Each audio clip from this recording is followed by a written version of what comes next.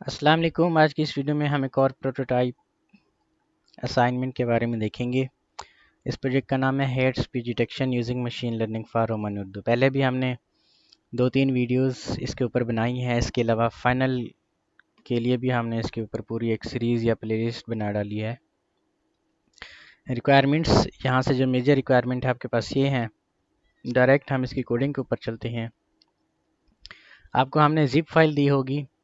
आपने इस फाइल को एक्सट्रैक्ट करेंगे जब आप इसमें एक डेटा सेट और एक नोटबैक पाइथन की एक फ़ाइल आपके पास होगी, ठीक है, जुपिटर सोर्स फाइल आपके पास होगी।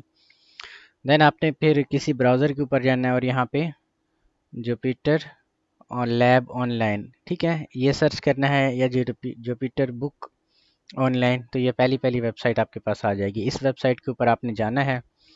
जब आप इस वेबसाइट के ऊपर जाएंगे तो आपके पास इंटरनेट अच्छा होना चाहिए। अभी ये लोड कर रहा है इस वेबसाइट को, थोड़ा सा हमारा नेट स्लो है इसलिए। कुछ इस तरीके का इंटरफेस आपके पास आएगा जब आपका पेज लोड होगा। देन आपने यहाँ पे जुपिटर लैब पे क्लिक करना है। जब आप जुपिटर लैब पे क्लिक करेंगे तो ये रीडायरेक्ट करेगा आपको इसके होम पेज की तरफ, या जहाँ पे इसकी नोटबुक्स वगैरह बनती हैं।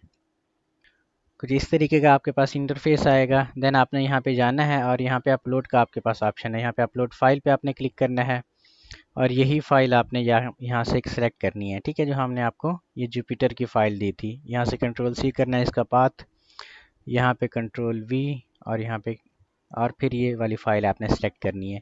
जब आप इस फाइल को सिलेक्ट करेंगे, हमारे पास ये पहले से ही सिस्टम के अंदर मौजूद है, तो कुछ इस तरीके का आपके पास कोड आ जाएगा। देन डेटा सेट को भी यहाँ से आपने रेंडर करना है। ये डेटा सेट यहाँ से कॉपी करना है और यहाँ पे जाके पेस्ट करना है, ठीक है, जिस तरह ये हमारे पास पहले से पेस्टेड है।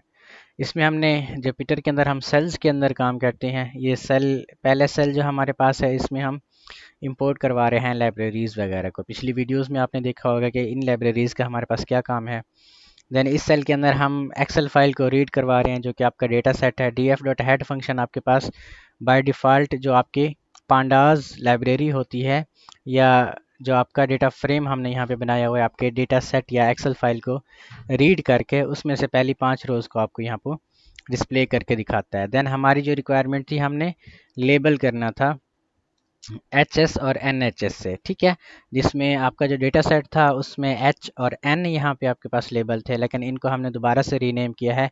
जहाँ पे H है यानी वो हेड स्पीच है, N यानी न्यूट्रल है तो वो NHS है, ठीक है। तो ये लेबल्ड आपका डेटा सेट यहाँ पे हमने दोबारा से प्रिंट कराया है।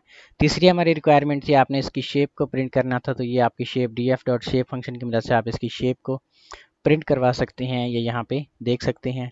देन यहाँ पे हमने डेटा हेड और डेटा टेल की मदद से 7 और 3 रोज़ को प्रिंट करवाना था यहाँ पे, ठीक है। तो यहाँ पे डेटा हेड की मदद से हमने यहाँ पे फर्स्ट 7 रोज़ को यहाँ पे प्रिंट करवाया है या देखा है यहाँ पे। देन डेटा टेल की मदद से यहाँ पे हमने लास्ट 3 रोज़ को यहाँ पे प्रिंट करवाया है, ठीक है। फिर हमारे पास प्री प्रोसेसिंग स्टेप्स थे, जिसमें हमने मिसिंग वैल्यूज़ को काउंट करना था।